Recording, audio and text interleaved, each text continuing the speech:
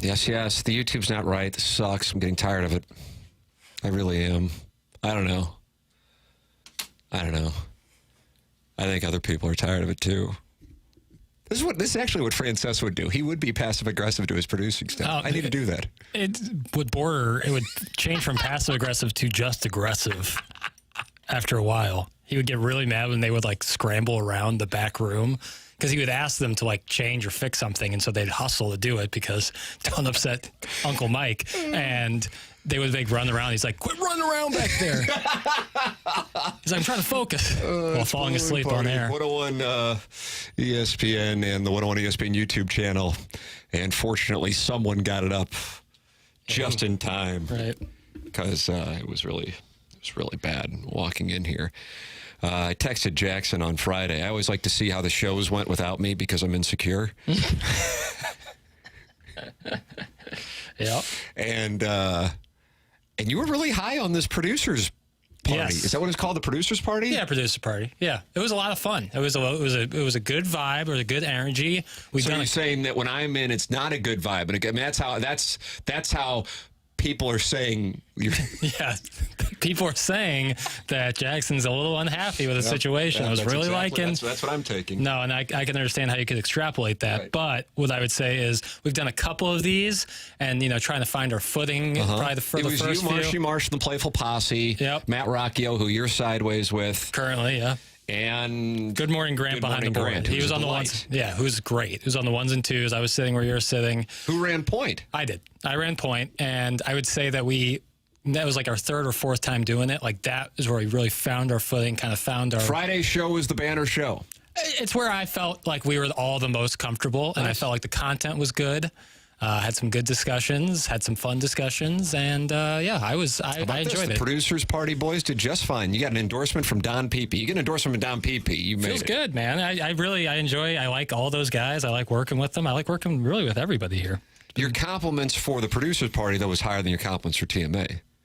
Yeah, but that's because, first of all, producer party is just an hour. It's more segmented, like it's more like focused, whereas TMA is obviously this blank canvas in which you make your masterpiece every day. Would I call it my masterpiece? No. I would say it's in the draft section. I wouldn't be upset if it went in a museum, but it wouldn't be the first thing I'd put in there. But the producers party, I did feel like we crafted a nice little painting. Nicely done. Well, I'm happy to hear it. I'm pro producers party. Yeah, big time pro producers party because I'm a fan of the gentleman on the producers party. As am I, myself not included. But I'm a fan of myself. You're not a fan? What are you, self-loathing? No. Well, there's a fine balance between being self-aware and self-loathing, and that's, you got to find your footing there. But I really had a good time. I liked the energy, and I felt good about it. Really did. To work with Marsh for 4 hours, that probably had to make your... It was my eyes were strained afterwards. I was like, man, the guy's just in the dark room. You can't get enough of the looks on that afternoon producer. I'm really jealous of the facial hair. That's what I'm most jealous of anything. But the best segment we did, I was not involved in. I just kind of passed the ball. And what happened? It was a great question that Good Morning Grant asked, where if you were to flip, if John Mozeliak and Doug Armstrong were to switch jobs, and one ran the Cardinals and one ran the Blues, how would things be different? How would things be better? How would things be worse? And it was an interesting conversation. I just had nothing to really, because it involved hockey. Let's just say exactly what the real reason was. Yeah, they were like, oh, he would have brought back, wouldn't have fired Mike Yeo. I was like, yeah, Mike Yeo. It's like, was it a good or bad thing? I don't know. All STL Sports figures are self-loathing, if we're being brutally honest. That's from Deep Voice Dude. All St. Louis sports fans, I'm sorry. Oh. All St. Louis sports fans are self-loathing, if we're being brutally honest. That's from Deep Voice Dude. No NFL or NBA team will do that, Deep Voice Dude. I think there's, like I said, there's a fine line between self-loathing and self-aware and self-deprecating. A lot of times you're just kind of doing it because it's more fun. It's tough to be like really boasting about yourself and then have a great deal of self-awareness. Right. Yeah. Yeah, I guess that's probably true. Although lack of self-awareness is a great recipe for for entertainment. I agree with you on that. Yeah, that's where the best entertainment comes. It's perhaps the most important ingredient, as a matter of fact. The text in 314-399-9646, and you're welcome to participate in the YouTube chat. And Deep Voice Dude and Don Peepy are in there talking it over. Tim McKernan, Jackson Burkett with the Little Piddles weekend wrap-up. Jackson, as the Cardinals lose 2 of 3 to the Dodgers, and with the day off today, they have an opportunity to sweep the Brewers, and if they were to do that, they would find themselves 8 games out of first place. It's brutal. I have to tell you, I didn't see this coming. Yeah. I felt like everything that was kind of happening was kind of what I thought it would be. They'd be middling. I didn't see the bottom falling out like it has. I just didn't. So, hey, please feel free to hold me accountable if you would like, but I didn't see this coming. I did not think that by August 19th, you'd be like, well, they're going to have to go on a 2011-like run in order to get back into relevance. Yeah, I think it'd even be a crazier run than 2011. I mean, just based on standings, and also, for as bad as the 2011 team was in August, they still had Albert Pujols, Lance Berkman, and, great players on the roster. Matt Holliday. I'm not Carpenter. Stacked. And I'm not saying that they don't have great players on this roster. They do, but they're performing and have been performing. If this was like a month-long span where Goldschmidt or Arenado or Contreras or a lot of your big hitters weren't doing something, it would be like, okay, well, maybe they can get back on track. But this is going on a year and change. I mean, Nolan Arenado hasn't looked at what he looked like in 22 for a year at least. Some fun facts for no and tell. Dylan Carlson had a walk-off hit for the Rays yesterday. As we are sitting here on August 19th, Dylan Carlson has the highest OPS of anybody on the Rays in the month of August, just shy of a 1,000 OPS. It would be the highest on the Cardinals, for the record. Yep. And what's upsetting is you knew it was going to happen. Like, you knew. It is, to be clear, 13 games. Yeah. We're not talking about a season, but he has 3 home runs there. Wasn't exactly, what do you have, how many home runs in St. Louis? 1 at tops 2. There's a floor and a ceiling on statistics now, like we're doing probabilities. Yeah, that's right. Yeah, that's how I like to play it. And, one of the core issues with the Cardinals is a lack of productivity from the outfield. And yet you have 2 guys who you acquired essentially nothing for, who are enjoying their time in the American League. Yeah, I'm going to have to, if Carlson continues to play well, I'm going to have to eat on this one because I was on board with the move. But at this point, what is the reason? Like, what root, cause, and effect? Like, why is it that guys struggle so bad? Because it's not like Dylan Carlson was like, oh, maybe he's going to get close. He looked awful when he was in St. Louis, certainly at the plate and then towards the end in the field. So, what is it? What is the reason? It's not like he's had 2 months to work with their coaches to get better. Is it just simply a change of scenery is what does it? Well, I mean, we got into the change of scenery discussion the morning after that trade, and I was raving about the Fedde trade. Tommy Edman hasn't played a game for the Dodgers yet. I think me, you, and Doug Vaughn were joking in a commercial break that we just know Tommy Edman's going to wind up being the World Series MVP. Yeah. I still like that trade. I mean, because again, you work with the information that you have in the moment to place judgment. That's the way that the general managers have to work as well. I don't get what they were accomplishing by getting Sean Armstrong for Dylan Carlson. I just don't, that he didn't get it. That's what I was talking about. Change of scenery, though, is a different conversation. When I think of change of scenery, I think of different coaches. Mm-hmm. I think one of the things that the Cardinals have gotten themselves into, and perhaps there was value in it for a period of time, that you could trace things back to the George Kissel family tree.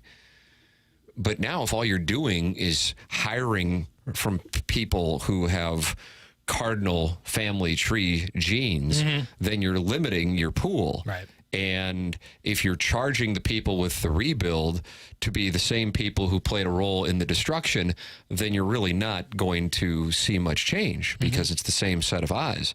And I think that is an issue. And then you see these guys go to different organizations where it's not somebody from the Cardinal family tree getting a chance to look at them, and then they tap in. See, the thing about it is the guys going elsewhere and raking, or in the case of what took place with the Ozuna trade and Alcantara and Gallen, they're not pitchers or position players. You go, you can say that with Adolis Garcia. That wasn't a guy who was necessarily viewed as a potential star. Right. That was one that kind of came out of nowhere. Can't say the same thing about some of these other ones. Again, this is just recent history. This is all within the last 5 years. Yeah. With a Rosarena, O'Neill, and again, I mean, the Carlson thing is a mathematical phenomenon at the moment. If we're talking about a year of this, it's a different conversation than 13 games. With that said, for the month of August, it is a fact he has the highest OPS on the Rays, and the Rays have a better record than the Cardinals do. Yeah. Lane Thomas is another one that, I just, in the moment, I'm just going, it's not like this guy's terrible, and the team's, flopping around looking for Wade LeBlanc, John Lester, and Jay Happ just to eat innings. Right. And I just don't get it. I don't get it. It really, I would say to the audience that you're going to have an incredibly intriguing, I don't know if exciting is the right word, but an active first few days after the regular season, assuming that there is not a 2011-like run coming, or 2021 run, for that matter, coming. But I've gotten to the point where that which strikes me as being obvious / logical from the Cardinals is not necessarily what takes place. And in this case, it would mean some kind of either termination or resignation. They're 2.5 games away from being in last place in the worst division in baseball for back-to-back years. Yep.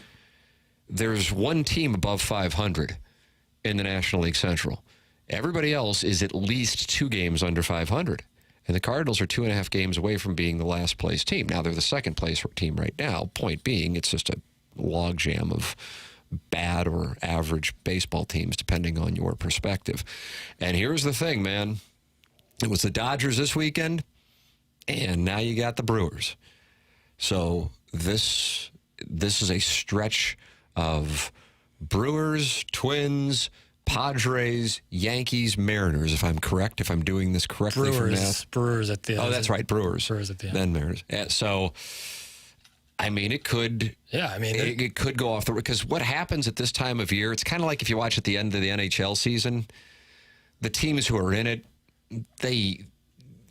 I don't know, any number I'm throwing out is a bit arbitrary, but 80-90% of the time when they're playing the teams that are kind of going through the motions or just bring up the younger players to get their work in, they're going to take care of business. I would imagine that at the end of the year, the Panthers and Oilers, for example, took care of business without much of a problem. If you're betting these teams on the money line, you're having to lay like minus 300 in order to beat them when they're playing kind of the randoms. So the Cardinals are playing nothing but teams over the next couple of weeks who are in the mix for the playoffs, who are in the playoffs or fighting for a division title. Right. And the Cardinals are in the spot that they're in. And only one team in the National League has scored fewer runs than the Cardinals. And it's the Marlins, a team that, wasn't really active in competing this year as it was, but totally unloaded 3 weeks ago at the trade deadline. I mean, this is... If this were the Blues... Because I know that's the question you're citing that Grant astutely asked you boys on Friday. If this were the Blues, the fan base would be like, man, I can't wait to see what they're going to do in order to reshape it. Not to say that they're going to fix it in time for next year, because I don't think many people are going, the Blues are going to contend for the Cup this year. But how they're going to tend to it. With this, you're going, will they do anything? And then the issue is that sends the message to the fan base that they're satisfied with these results. Right. But if you have back-to-back, either way, if it's back-to-back under 500 years, because the last place thing would be glaring if it does get that bad and they're way last place in a really bad division. But either way, when September rolls around, not competing for a playoff spot in a playoff field that has now been expanded, and I think, and I could be off the mark, the only year the Cardinals were completely not competing for a postseason spot in the month of September, as crazy as this sounds, for real, I think was last year. Yeah, I was 07 maybe? Even 07, they were within shouting distance of I believe, a wild card spot. Yeah, 16 they were in it till the last day of the season. Most of those kind of average years they were. Yeah. And that was before 12 teams went into the playoffs. Yeah. So this would be back-to-back years of turning the calendar to September and being having a dead month. I mean, you're playing this. You're in second place, and you're playing the first place team. 3 games at home. Forecast is outstanding, and there isn't a soul in St. Louis who's going, okay, right. Let's see what happens. Right. They're so far out that again, if they sweep, they're 8 games out. That's the thing, man. Is it's like likely is going to be like it was this weekend, where you win 1 game of a series, lose the other 2. And eventually it's like a war of attrition. Like you're going to run out of time where you're still in the playoff contention is one thing, but like actually having a chance to make something happen this season, it's dwindling by the second. Like a couple more series like this, maybe even 2 more series like you saw against the Dodgers or the Reds, and it's done. From the 217, I feel like I should be rooting for them to lose every game from here on out. Otherwise, nothing changes. That's from the 217. I think if you're in the opinion that nothing's going to change if they were to finish right now out of the playoffs, but in the middle of the field, like if you don't think anything's going to change with that, I don't think it's going to change anymore if they finish in last place in the Central. I don't think that is going to make a difference on whether people get fired or not. I'll be intrigued to see what the crowds look like for the series against the Brewers. Yeah. School has started for just about everybody at this point. And it's a Tuesday, Wednesday, Thursday.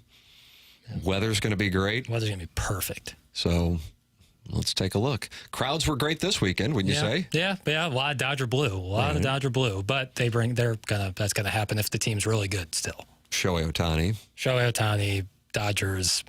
I mean, gorgeous weather this weekend. Like, really can't beat it. So if you're doing nothing and someone's like, here's some Cardinal tickets, you're probably going to go. However, if that series was a series against, like, the Reds, I don't know if it looks like that. I don't know if it looks anything like that. The Brewers will be a better test, but it's a weekday, school, whole thing. Let's see. Is that T-Go, Jackson? The worst outcome long-term would be this team somehow making the wild card. I don't know. If they're going to make the wild card, it's likely because Goldie, Arenado, Contreras are going to get hot. And that, I don't think, is a bad thing because that's what you're planning on year in, year out.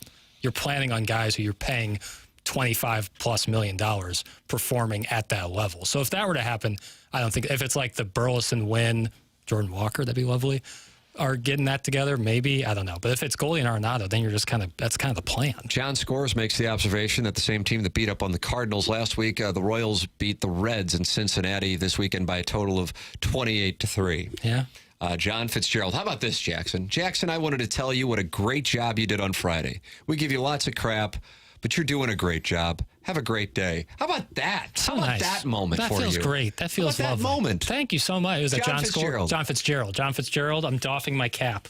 Look at that. I'll fully doff like Skeens. Oh, my gosh. I think like the Cardinal fan. 6 1/3. All right, we'll take a break. Come back with Jackson's weekend wrap-up. This is Balloon Party 101 ESPN.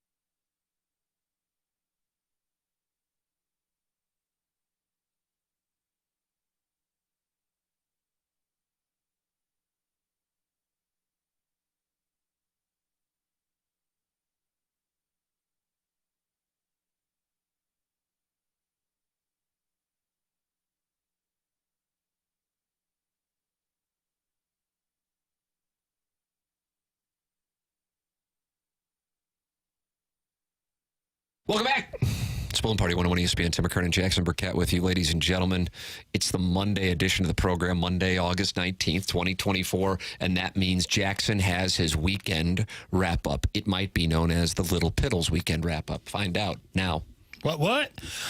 Derek Gould wrote a great piece in STL today about how the Brewers have beat the Cardinals at their own game. Here's a brief excerpt from Derek Gould's piece. The Brewers have become the Midwest leader by excelling at the advanced analytics of pitcher development, the chemistry of young contributors, the wizardry of opportunistic free agent signings, and the alchemy of just the right trade. If all of that sounds familiar, the St. Louis Cardinals era, the usurper Brewers are about to match. It should be with an added dash of patience because they've out-Cardinaled the Cardinals. Does this track for you? And if so, what can the Cardinals take from the Brewers and try to replicate for the years to come? I think there's a lot of truth to what Derek wrote there, and I think specifically, there's so many issues right now, so many issues, but at the core, it's not developing young pitching who contributes at the major league level. Yeah, we're on the same page about that. That to me is the domino that then leads to so many other issues, both with your budget, but then with having to go out and spend what usually is overpriced starting pitching, because by the time these guys get to the free agent market, they're usually older when it comes to starting pitchers.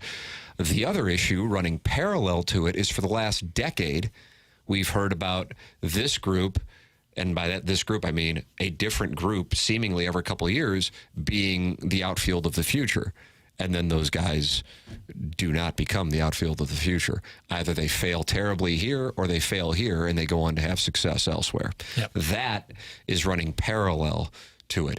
You cannot survive without developing your own young pitching, and you really can't survive if you're compounding that issue by not getting offensive contributions of a significant variety from your outfield. That's what the Cardinals have been going on with the last decade. Jackson, do you have a second question, or did you just do one question today?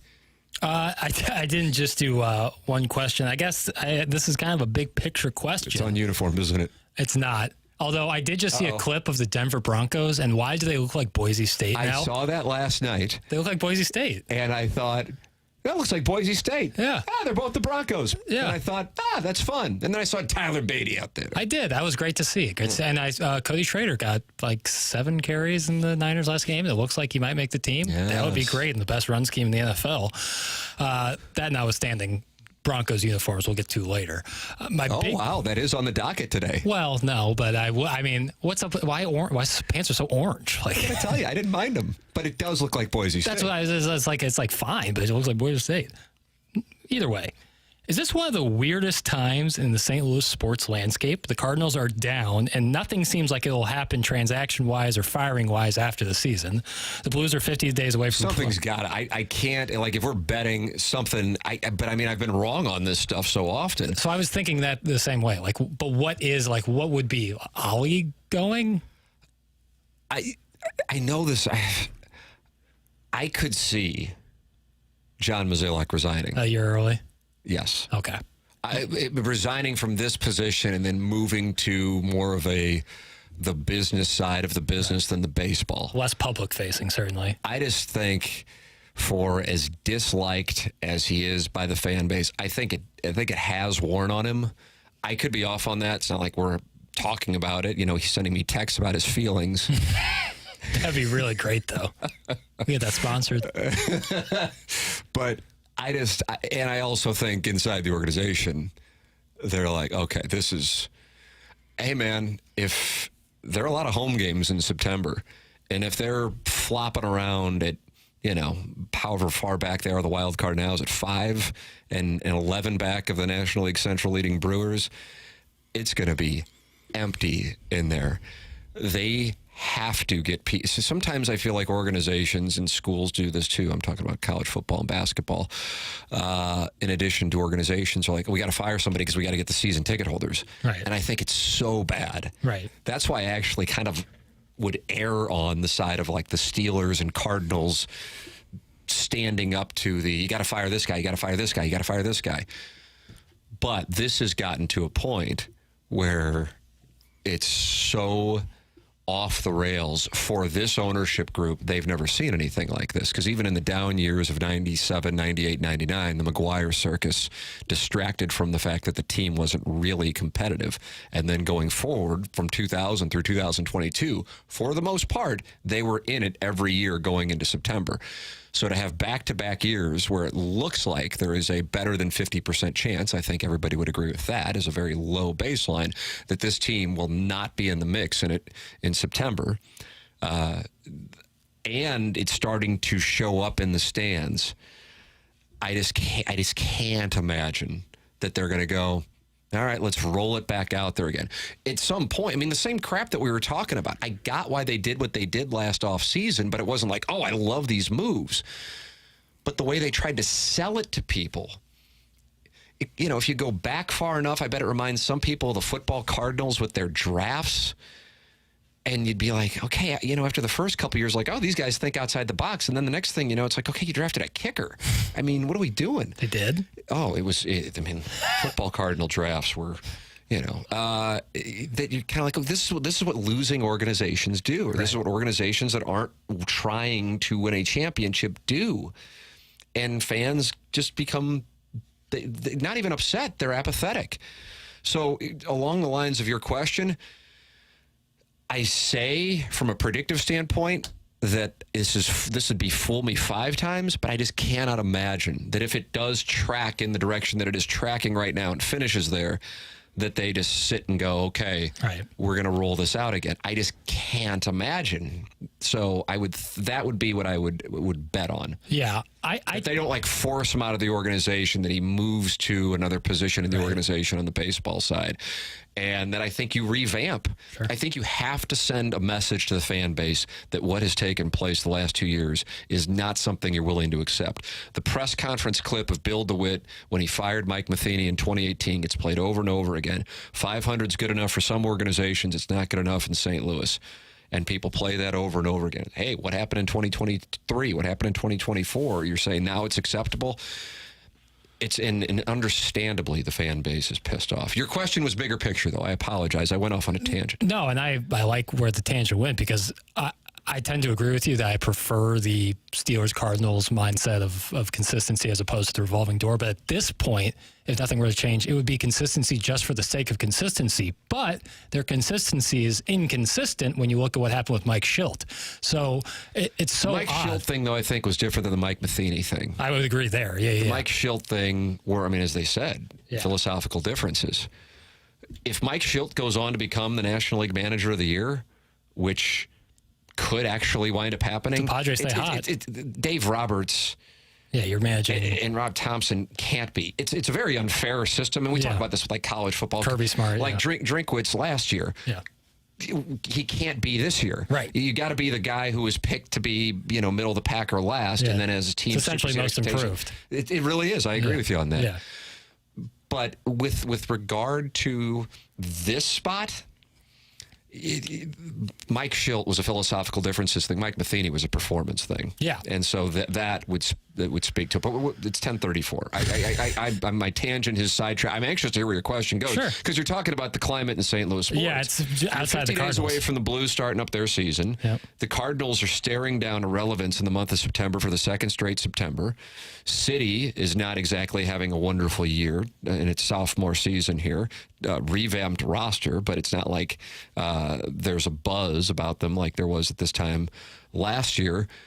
And while you and I, as people who went to Missouri, are excited about Missouri football, I recognize that that's not something like the Cardinals or Blues that brings the entire community together. College football, there's either a lack of interest from people, there's either you're an Illinois fan, you're a Missouri fan, or you're a fan of the school you went to and you're not really a Missouri or Illinois fan. So that doesn't, but you have a weird spot in which it's kind of 2007-ish, or 2008-ish, in which there wasn't a lot of hope for the Cardinals or Blues then. Yeah, but at least you had the NFL. But in 2008, you had hope for Missouri, but you're exactly right. You had the NFL. Yeah. So this is, for me, this is the first time in my lifetime where the people, I see it in the text inbox, which I've said before on this show, it's a weird spot, but I was talking about it with James Carlton, who's an advertiser. I said, hey, man, you're welcome to sponsor all day long, but I'm just telling you, when we talk Missouri football, it's crickets. Mm-hmm. This was not 2023. This was 2022. Yeah. Now I look in there and people like, talk about Missouri. Talk about the Blues even. Right. I mean, even though they're, it's July, just anything, because the Cardinal thing either pisses me off or I'm just bored by it. Yeah. They're bad. There's nothing to talk about. That's really unheard of. I mean, this goes back to March 2000 since I started doing television radio in the market. And that really, really tells you something. Your thoughts are welcome. 314-399-9646. Air Comfort Service text line on the 101 ESPN YouTube chat. This is Balloon Party, driven by Munganess, St. Louis Acura, Munganess, Burkhardt, Alton Toyota on 101 ESPN.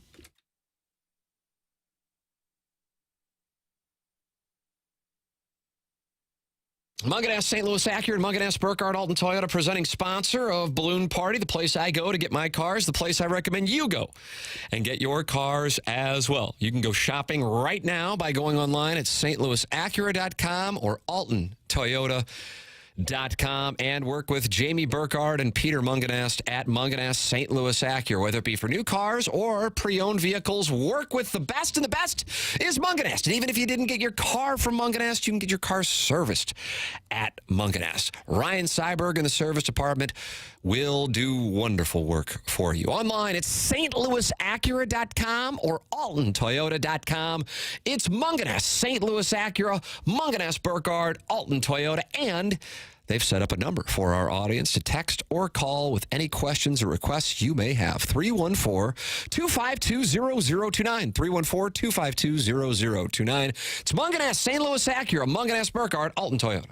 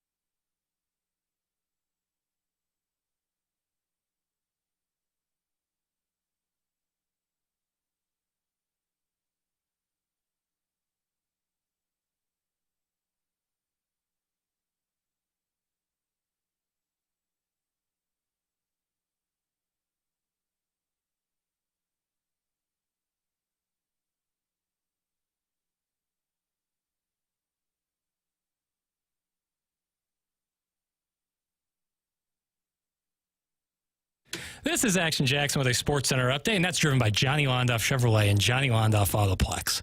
The Cardinals lose yesterday. Final score of 2-1. They lose 2 of 3 to the Dodgers over the weekend. Off day today, and they'll take on the Brewers tomorrow. 6:45, your first pitch. Eric Fetty will toe the slab for the Redbirds. That was another Sports Center update driven by Johnny Londoff Chevrolet and Johnny Londoff Autoplex. See them at londoff.com. Chevy, together we drive. Are you kidding me?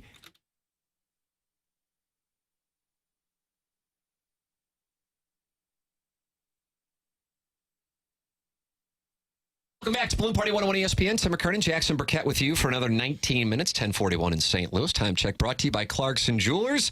It's Monday, August 19th, 2024. Jackson, I interrupted your question. I went off on a tangent. Where were you going with this query? Okay. I believe it was question 2 of the Little Piddles Weekend Wrap-Up. It was. All right, let me hear this. So is this one of the weirdest times in St. Louis sports landscape? The Cardinals are down, and nothing seems like it will happen transaction-wise or possible terminations at the end of the year. The Blues are 50 days away from play, and the Cup looks unlikely. The St. Louis City SC, a.k.a. the Dogs, are down, and interest has mirrored their play, and no NFL. Does a similar dynamic with COVID and baseball yield apathetic fans of St. Louis fan base have little to cheer on, or especially very little to look forward to? Is this prisoner of the moment, or do you think we'll look back at this point as a really tough moment in St. Louis sports history? The only issue with it is that for me, and I do think this is a good portion of people, there is perhaps higher anticipation and expectation for, team you didn't mention in the question. That's Missouri football. Now, I recognize if you say St. Louis, some people go, that's Columbia. That doesn't count. But I include Champaign, Illinois, and I include Columbia, Missouri in the St. Louis sports conversation, and Springfield, Missouri, for that matter as well. So, but I recognize that if you're talking about St. Louis and you're talking about the Cardinals and the Blues and City, those are teams that I would imagine 90% of sports fans in the St. Louis area are polling for. I don't think Missouri has that. Mm-hmm. It's getting higher, though. It's certainly, and it's noticeably higher. And that's not coming through as, I'm a Missouri fan, so I'm going to see things that don't exist. I've never seen anything like this, including 2008 and 2014 when they were coming off of conference championship games, unlike 2009 and 2015 when they were coming off conference championship games. But I think Missouri fans would agree that the 2007 and 2013 teams were vastly superior to their encore performances in 2008 and 2014 that went to conference championship games. They got blown off the field by Oklahoma in 2008 and blown off the field by Alabama in 2014. So with that said, yeah, it sucks that the Cardinals are where they are. I 3 weeks ago, I just did not see this coming. I mean, 3 weeks ago, they made the trade for Pham and Fetty, and I thought that they'd at least be in the mix. So this is alarming how badly they've played. I mean, the magic date was, what was it, May 12th? The best record in baseball since May 12th. It was arbitrary, fine, okay. But I think it's the second worst record in baseball since July 10th-ish. Yeah, we're going on a long time. Yeah, I mean, this is a collapse. Yeah. This is a collapse. The Blues situation is, I think Blues fans are watching Edmonton and what they do, and their creative trade late last night to potentially keep Broberg. So that's where the interest level of Blues fans is right now. And then City, unfortunately, it just isn't happening this year. Right. And so as it all sits, it is odd because if you want to go back to 2008 and Missouri packed the Dome to open up the season against Illinois, there was an NFL team playing in that building. Mm-hmm. So while there was anticipation for Missouri in 2008 when the Cardinals were not really good in 2008 and the Blues were not really in the mix for a cup, there was no MLS team, there was an NFL team. Right. This is a different spot because now there's no NFL team, and if you're not a Missouri fan, I really don't know where your attention is, what your excitement level is, what has you fired up. For me, as a Missouri fan, and this isn't like I'm a fan of like Man City, I mean, this does apply to St. Louis area sports, and there are plenty of people who are fired up about Missouri, but it's just different, and I think a lot of people, Missouri fans, get this, and I think some Missouri fans don't and feel like, well, if you're in Missouri, you should cheer for Missouri, but it's just not the way a lot of people work. Right. That it isn't as universally appealing. This is a unique spot because you as a sports fan in the St. Louis area, you're kind of staring into the abyss unless you are a Missouri football fan. I happen to be a huge Missouri football fan, and so I couldn't be more fired up. At the same time, to be real blunt, it's like, yeah, the season starts next Thursday, but, I mean, it's Murray State, and then it's Buffalo. I guess the Boston College game is where you kind of go, okay, maybe we'll see something then. And then they open up the SEC schedule, but it's Vanderbilt, and then it's a week off, and then it's Texas A&M. Yeah. So even then, it's kind of like, all right, Missouri's playing, but, how much of a test are they really going to face up until then? Now, when October rolls around, you got at A&M, at home against Auburn, at Tuscaloosa in the game that I know you're going to just because you love New England foliage, and that's the trip to Amherst. Another thing on that, I think that day where they play UMass is like the greatest day in college football. Matter of fact, what do you got? In the break, I'm going to look up the schedule. I saw them reading this on some podcast the other day, reading the schedule for, I believe, the day Missouri plays. That's a great break. It's either Missouri plays UMass or Missouri plays Oklahoma. One of those dates is like going to be like the coolest day in college football history. All right. I can't wait to hear what it is. Yeah. So you believe you have a take. This is a new kind of sports talk. I know it's there. I know. Martin Kilcoyne has described the 3 types of sports talk radio hosts, and I believe his theory is correct. Begging for calls guy, although on 101 ESPN, it's not live phone calls, so that may be obsolete now. Begging for mic drops guy, I guess. Begging for calls guy. Just keeps repeating a take until the phone lines light up. Discovers opinion while on the air guy. And what was the third one? Do you recall? Text Martin. Discovers his take mid-take. Yeah. Begs for calls guy. I can't. Yeah, what is the... Either way, Jackson... Okay, I got it. ...believes he has a take, and we're going to find out. Do you have it? Yeah, the October 12th. That's the day of Missouri's trip to Amherst, yes. which is starting to gain attention around the college football world. All right, here we go. Hold on, it's one thing for Missouri to play UMass, but they're going to UMass? What in the hell is this? And they're going to UMass in the middle of October, the week before they host Auburn and go to Tuscaloosa? What in the hell's going on? All right, so you get Ole Miss at LSU. How do you do? Is that already a night game? I believe so. All right. Florida at Tennessee. Now that's lost a little bit of its... Okay. Ohio State at Oregon. How do you do? I mean, you buried the lead. I did not. Penn State at USC. I mean, that's great, but Ohio State, Oregon's two top 4 teams. Red River rivalry, Texas at Norman. I still will take Ohio State, Oregon, but I agree. You're listing these are world-class college football games. I'm sorry, I missed the biggest one. UMass taking on Missouri in Amherst. As Jackson drives around from Boston to Western Massachusetts, enjoying the foliage with his buddies. That's right. Yep. Yeah. So I mean, look, Oatmeal. That one's a shade of orange. Yeah, but Ohio State versus Oregon at Autzen Zoo is going to be. How do you do? I mean, that's like a matchup you create in a video game to play. That they're actually going to be playing that October 12th. That says one day. That's awesome. Penn State at USC. Ole Miss at LSU. Ole Miss at LSU. Oh, that's the thing, man. This is the only sport where I don't have to be gambling on it, and I just want to watch it. Yeah. You know? Yep. Did I miss anything? With non-St. Louis / Missouri teams involved. This will probably be one of the early slate games, but a good early slate game nonetheless is Kansas State at Colorado. Obviously, Kansas State's a good team, and Colorado has the Q rating, so that could be interesting. But, I mean, that's just one day. Ohio State at Oregon. That's the preseason number 2 and the preseason number 3. How do you do? All right, Jackson. Well, it's a good break that you're not gonna miss anything when you're looking at the foliage in New England that weekend. That's right. Yeah, exactly. All right, we'll take a break. Final segment of Bloom Party coming up. This is 101 ESPN.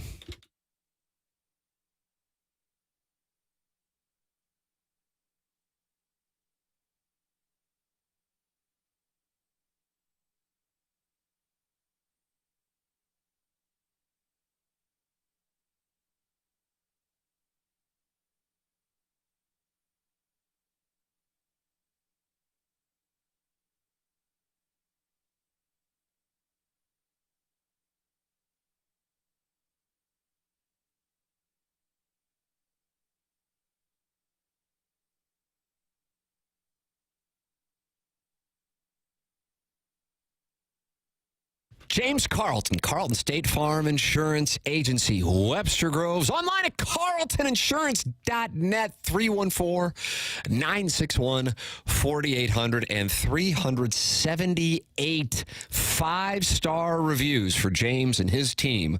When you put their name and their agency in Google, you will see 378 five-star reviews. Did your insurance go up from last year? There is a very good chance that the answer to that question is yes. Well, if the answer is yes, call 314-961-4800 or go online at carltoninsurance.net to see if James and his team can save you money. There is a very good chance that they can. It's James Carlton. He's my insurance agent. I think the world of James and his team, and I'm so glad I made the switch 5+ years ago. They do all the paperwork for you when you make the switch. It's James Carlton, 314-961-4800, online at carltoninsurance.net.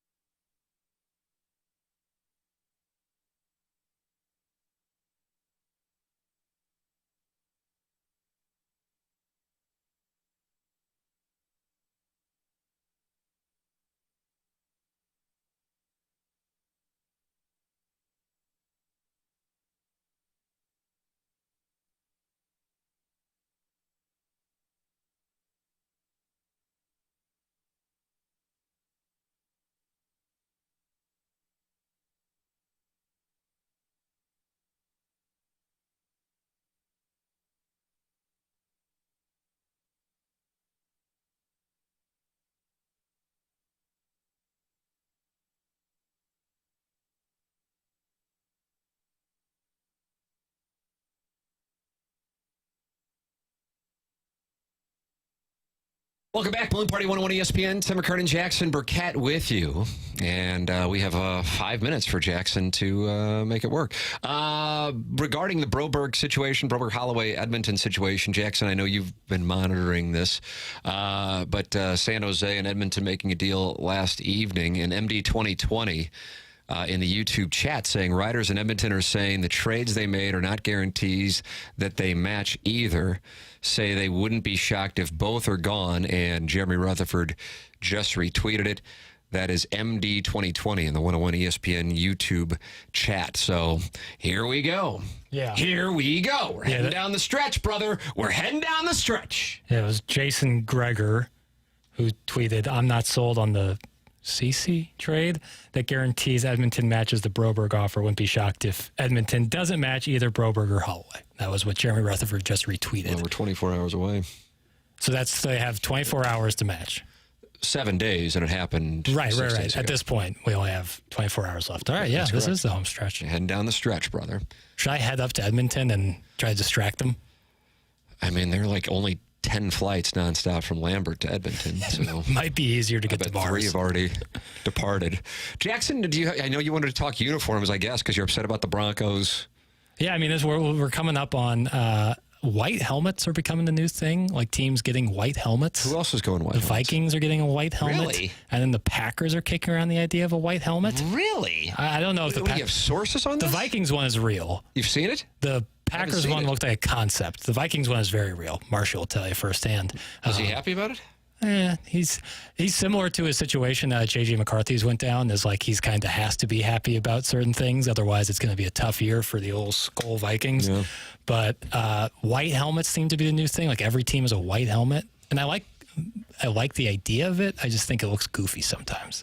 I'm surprised by that. Yeah. I mean, the Vikings helmet and the Packers helmet are both kind of... The NFC North is kind of like the division where I think the classic uniforms look the best, and the Lions have done the whole trash bag thing where they're all grayed up. Don't love it. Yeah, I agree with you on that. And the Vikings have the toothpaste horns. Let's go back to the old Viking logo, I say. I don't like the toothpaste horn on the side. I don't know what you mean, toothpaste. So it looks like, the side of their helmet, they have that little horn that looks, it's supposed to make it look like an actual Viking helmet. Sure, but it's three-dimensional. Yeah, but it looks like someone dolloped some Crest toothpaste onto a toothbrush. And I think they just look better Randy Moss style with the actual Viking logo up top. Got it. Personally. All right. But what do I know? All right. I know what I like. And I know that, have you watched Hard Knocks at all? I have. I've watched the first sode. I got to watch the second sode. We talk about teasing a lot. There is nobody better at segueing from something that happens on the screen to the next voiceover than Liev Schreiber at Hard Knocks. He can turn anything into a transition. Respectfully, as wonderful as his voice is, and I have a tough time still believing that that's Ray Donovan doing that voice, but I know that it is, I don't think Liev is writing the copy. I don't think he is either, but he does it. But the delivery is half the battle. You can write the best stuff in the world. The person can't deliver it. And I watch simply for his transitions from topic to topic. They're outstanding. He weaved in Joe Buck's and Troy Aikman's call in the first Bears game. Yeah. Lovely. Yeah. Because I think Joe said, and Liev Schreiber will have this one coming up on Hard Knocks. Yeah. And sure enough. Yeah. Anything for a fan, Joe. I can't do a Liev Schreiber. He's so good. Like he's like the king of voiceover now. He's taken over from Harry Callis. He's the best. And I think last year with the Jets, he broke the fourth wall and visited the training camp. He did. Didn't like that. Uh-oh. Now you got a problem. Here we go. Cinephile time. He broke the fourth wall. I don't like that. And you're going to it was like fanning out. I wasn't into it. He wore like a wrinkled shirt. It's no good, Liev. Was it a wrinkled Jets shirt? No, it was like a Nordstrom Rack. Oh, now we're shaming where people shop. First of all, huge fan. Huge fan. If they're looking to spend some money, I love Nordstrom Rack. Nordstrom Rack presents Balloon Party. But it looks like he pulled it out of like the clothes that someone just tried on but didn't like because it was all wrinkled. He was coming off a helicopter. It didn't look good. Wow, Liev Schreiber taking heat on this program. I think he's so good. We didn't hold anybody accountable today. I love Liev Schreiber. Not Marmol or Mazelak. It's Liev Schreiber's attire. And his brother Pablo, who you might remember from The Wire. There you go. And Den of Thieves. We've covered it all here on the program. The table has been set for BK and Ferrario. For Jackson Bennett Burkett, I'm Timothy Michael McKernan. This has been Balloon Party. Driven by Munganess, St. Louis Acura, Munganess, Burkhardt, Alton Toyota on 101 ESPN and the 101 ESPN YouTube channel.